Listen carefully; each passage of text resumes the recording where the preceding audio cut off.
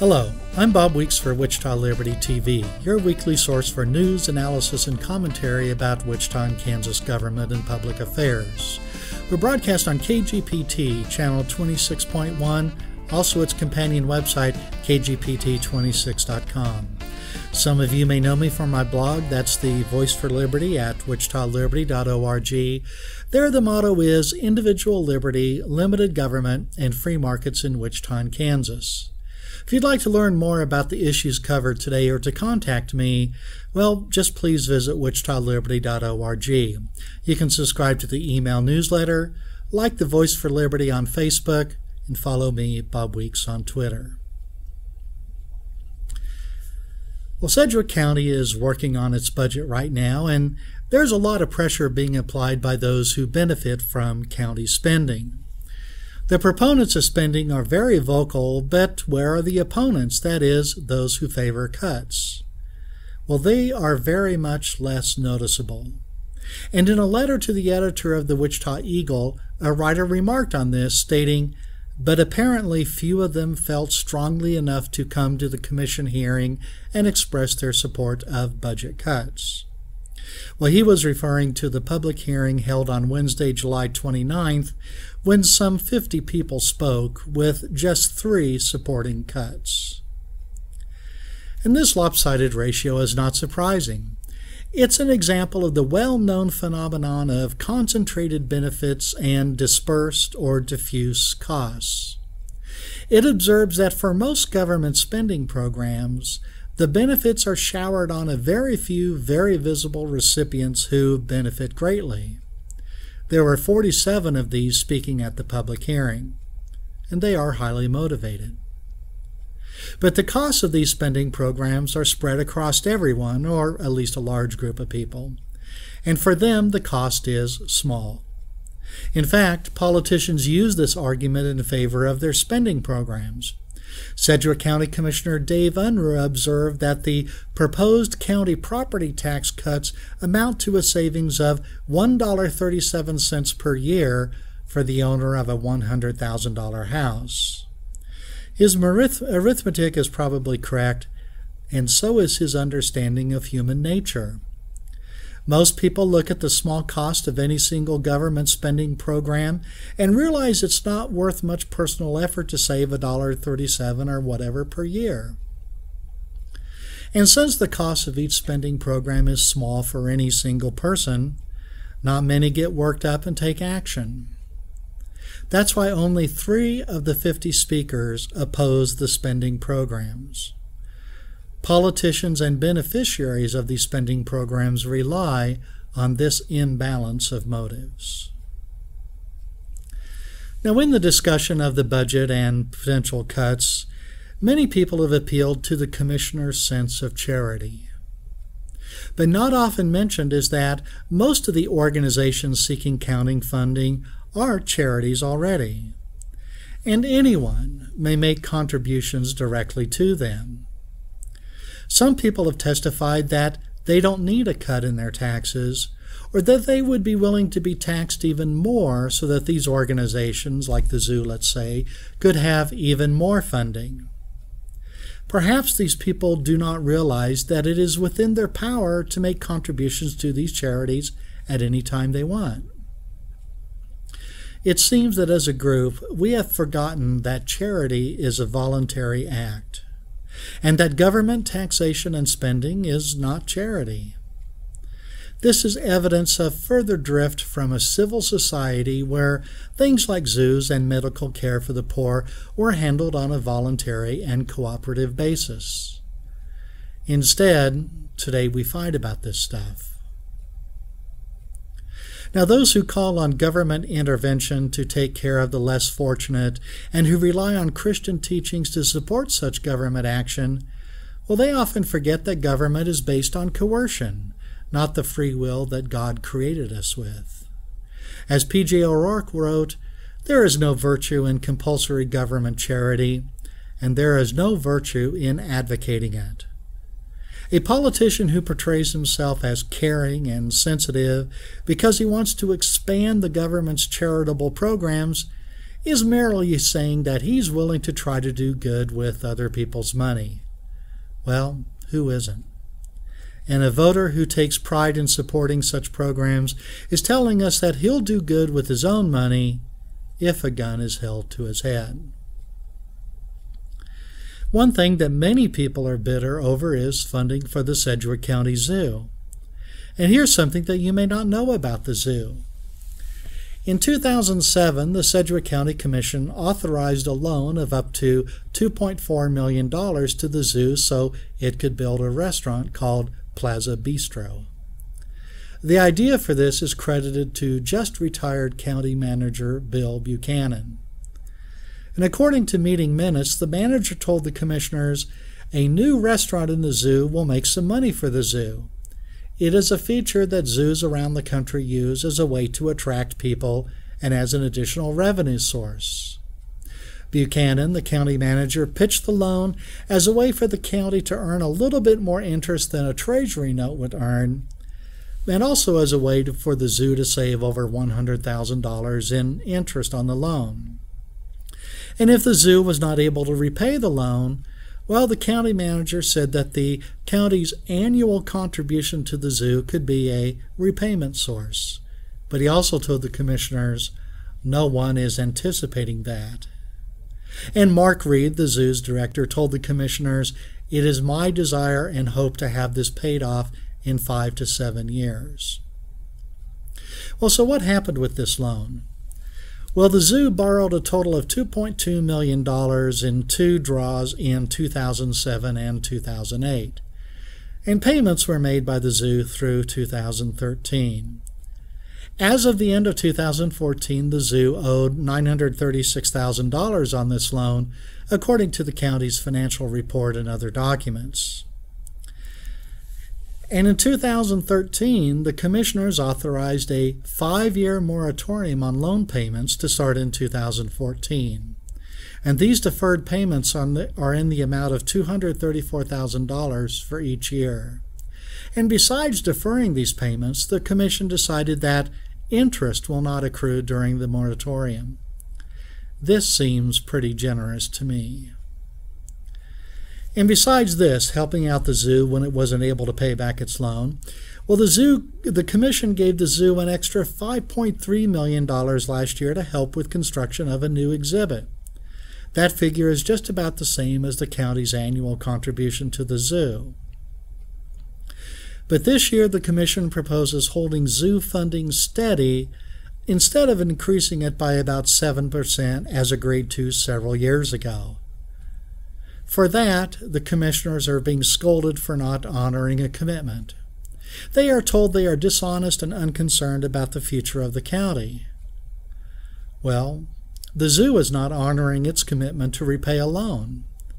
And while the county manager told that commissioners that the county's annual contribution could be used to repay the loan, the commissioners did not insist that the zoo do that.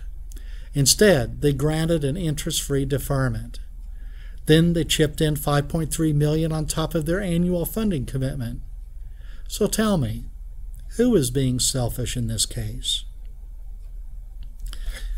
You know, there's not much controversy with the Wichita City budget this year. That's because the city is spending and borrowing just like usual. But Sedgwick County is actually cutting spending. Politicians, even left-wing politicians, say they want to be fiscally responsible. Right now, we're finding out what happens when politicians actually act in a responsible manner.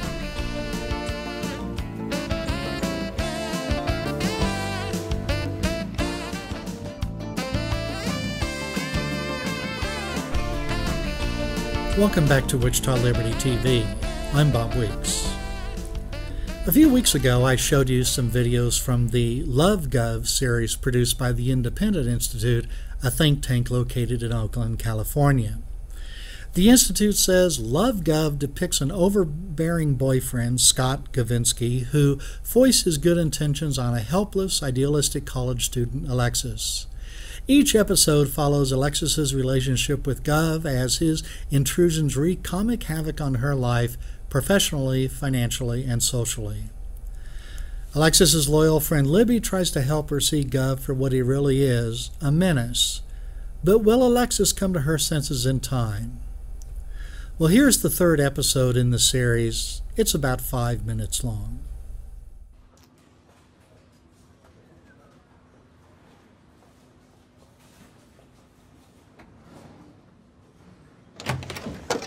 And how's the new patient this morning? Guv, what are you doing here? Well, your health is important to me. I was just talking with your doctor to make sure that they were qualified. Well, this seems a little intrusive.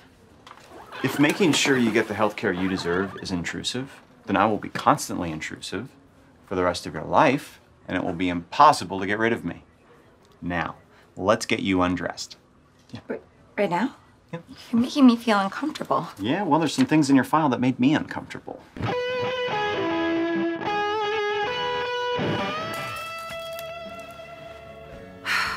I don't know why I stayed with him so long. He was kind of charming in a way. Like, I wanted to punch him, but not in the face. I thought he really cared for me. You know, the way he always told me, Alexis, I really care for you. But in the end, I think he only cared for himself.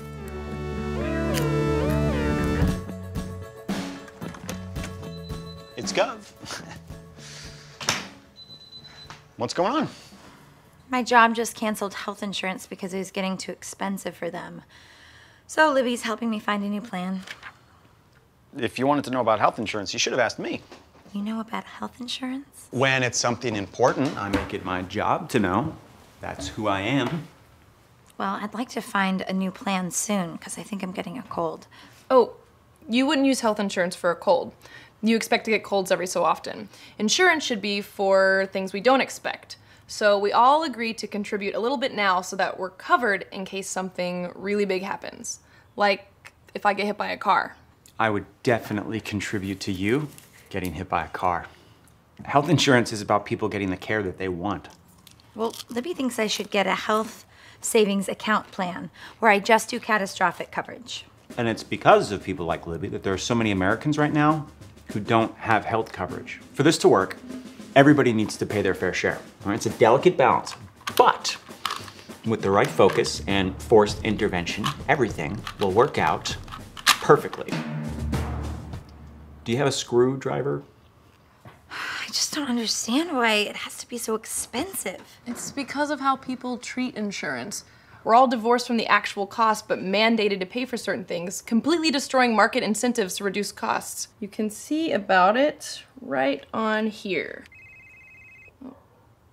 Hello? Hey, Libby, it's your conscience. I think it's pretty sickening for you to be talking about people's health and vulgar free markets. And the best way to reduce costs is with free markets. Look, I'm not a doctor, though that is a group of people I'm pretty sure I know a little bit more than. It just seems to me, all this talk about health insurance and free markets, it's just making you more sick. Fine. I'll get going. Thank you. Actually, there is one more thing that I want to say. Yeah. Tell you what, why don't I go get you something to eat? Thanks, Guv. You're always looking out for me. I'm always looking out for everyone.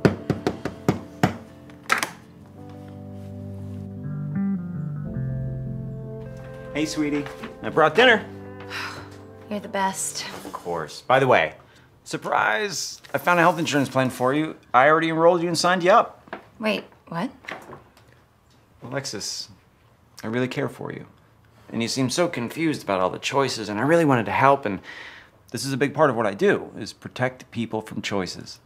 Anyways, it's a great plan. I mean, check out this sweet deal you're getting on pediatric dental. But I don't have kids. Yeah, but other people have kids. I don't have kids. I mean, that's not even insurance. That's just giving my money to the insurance company. Yeah, who then use it to give to other people to pay for their insurance. You understand? This is more than my entire grocery budget and my car payment combined. That is so cool that you can just do math in your head like that. Just How am I supposed to afford this? Well, you can always apply for a subsidy. But I thought the whole point was that I'm helping other people pay for their insurance. It's complicated. Yeah, and when things get that complicated, it's probably best to just let other people worry about it. Besides, you have other concerns right now. Paying back your student loans? Remember, I vouched for you on those. I know. You know, let's eat. I could kill for a burger right now. Burger?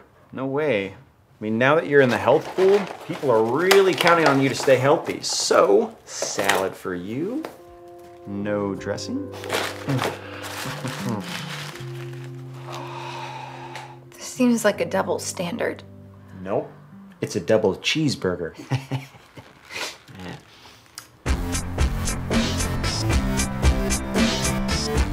So here we see that as government takes more responsibility for health care, things happen.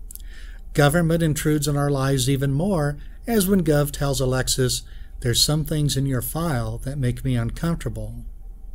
And later, after Alexis has a government health insurance policy, "Now that you're in the health pool," said Gov, she has a salad without dressing, while Gov has a cheeseburger. Government always has regulations for us to follow, but doesn't want to follow the same rules itself. We see Gov being distrustful of market incentives in healthcare. We're told that healthcare is too important a matter to be left to free markets. That's because in markets, companies just want to earn profits by ripping off customers, we're told. But actually, the opposite is true. The more important something is, the more important it is for markets to provide it rather than government. Because market competition provides incentives and discipline that government does not face. Consider the market for automobile insurance. Most states require that drivers have it, but beyond that, I think that regulation is relatively light. And as a result, we see auto insurance companies compete for customers. They compete in areas like price and convenience of service. Well, in some areas of medicine, doctors compete in a free market. The most prominent example is for LASIK corrective eye surgery. Insurance companies don't often pay for that. Instead, patients pay for it themselves. And what has been the result? Well, steadily declining prices and improvements in the process. There's no reason why other areas of medicine would not also advance in this way if it operated in a market-driven manner, instead of in a highly regulated way. And if health insurance companies competed like auto insurance companies, we'd see improvement there. But government regulations limit this possibility.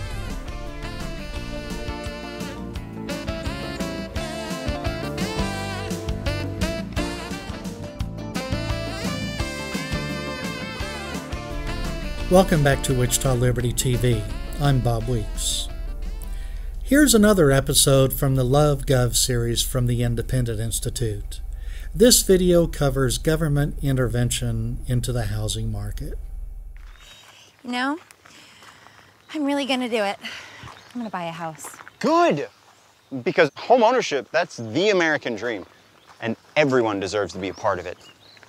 Everyone. Would be pretty neat to have one here. No, this is not zoned for residential. Gov, I was just joking. I'm gonna help you find a house in a good and proper place, okay? Hey, not zoned for residential. No domiciles here. You're yelling at birds building a nest. Alexis, I was just joking. Cute.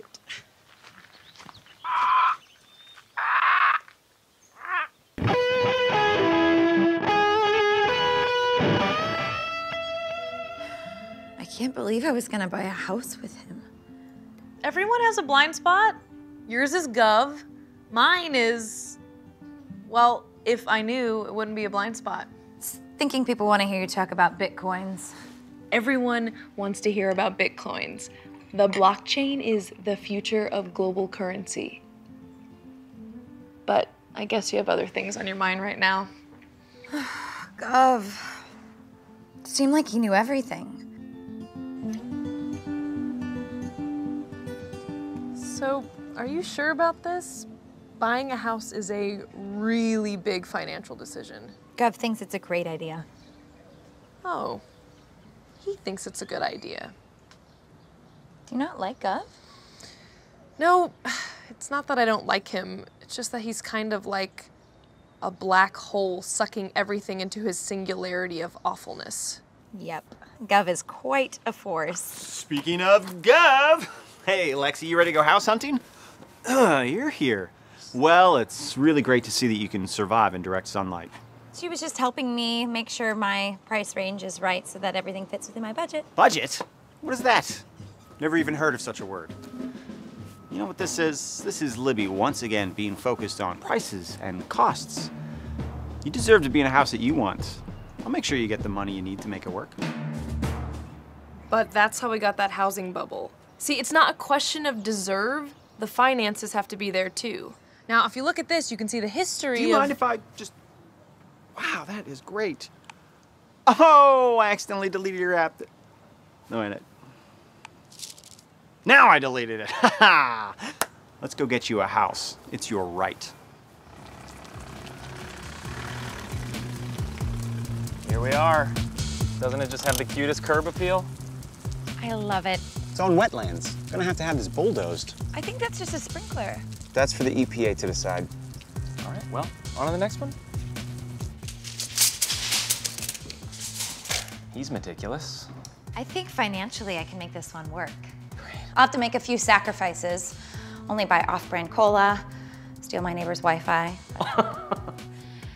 But yeah, I can do it. Perfect. This is what it's gonna cost to bring it up to code. And now I can't. I'm gonna call my bulldoze guy. He works really quickly. This is Hello? so many numbers. Hey. How can you tell this place is built on an Indian burial ground? Native Americans. Yee. This is a house. It's a dump. It's perfect! The outlets are the proper distance apart. It's got the mandated GFCIs. It's got LEDs and everything.